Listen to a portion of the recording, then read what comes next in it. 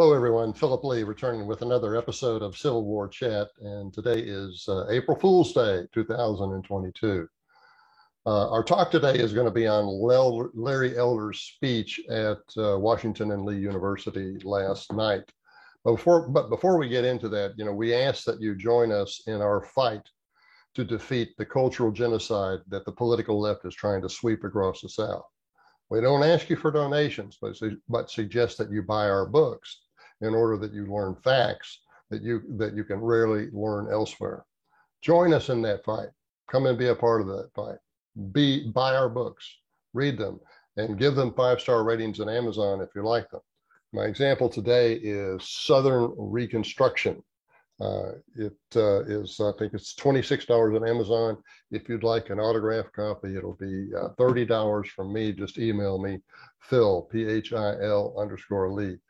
There's a great deal of a misunderstanding about Reconstruction. The way it's taught today is taught as strictly a race-centric story, but whites were impacted by it too.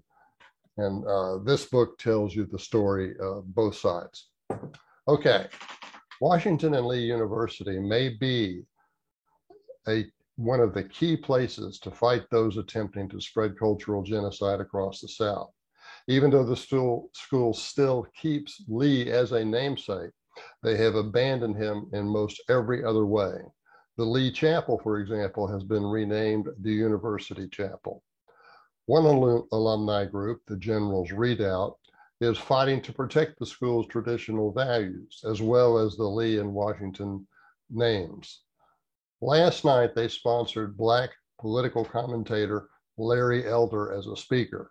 Elder was also the leading candidate opposing California Governor Gavin Newsom in the state's failed recall election last year. Elder holds an undergraduate degree from Brown University and a law degree from the University of Michigan. As he has for decades, he hosts one of the most popular politically conservative talk radio shows in the nation.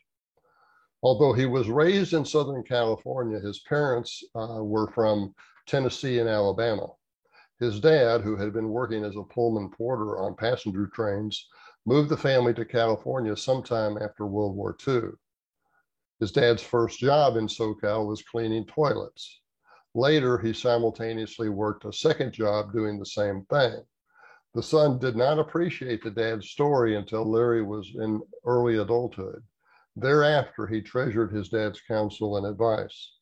Larry's lecture did not address his feelings about Confederate statues, but the question came up during the Q&A session.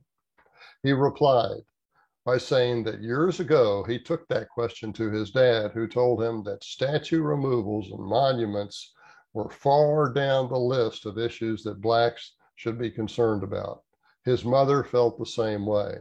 Since both were raised in the South, they realized that the statues were a matter of regional pride, which they considered understandable. But to be sure, Larry did not specifically say that they endorsed the statues. He did, however, reject the so-called disparate impact arguments of Black Lives Matter, Antifa, and the Democrat Party as valid explanations for alleged racially based police brutality and the disproportionate number of incarcerated Blacks. He cited a recent Harvard study showing that white policemen are more likely to shoot white suspects than Blacks.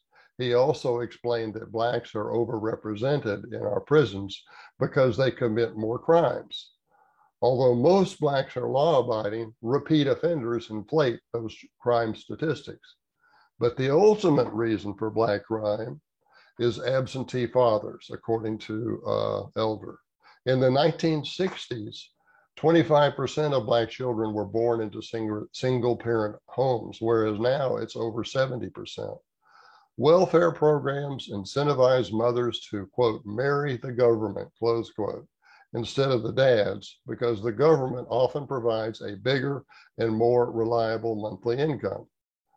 For their part, the dads sometimes try to evade child support, thereby running afoul of the law and setting a pattern for themselves. He emphasized that racial discrimination does not cause Black absentee fatherhood. It is caused by social programs often originated by the Democrats. He suspects that the true aim of such programs is to keep blacks loyal to the Democrat Party, thereby providing overpaid sinecures for party leaders. The speech was held in the Lee Chapel, and I'm going to keep that name when we discuss it among ourselves. The speech was held in the Lee Chapel because it does not appear that many students, faculty, and administrators attended the meeting. Neither, however, was the meeting shut down. And again, just to emphasize, I invite you to join us in our fight to protect against cultural genocide. Buy my books, Southern Reconstruction, which will show you both the black and the white side of Southern Reconstruction. Okay, that's our show for today, and thanks for watching.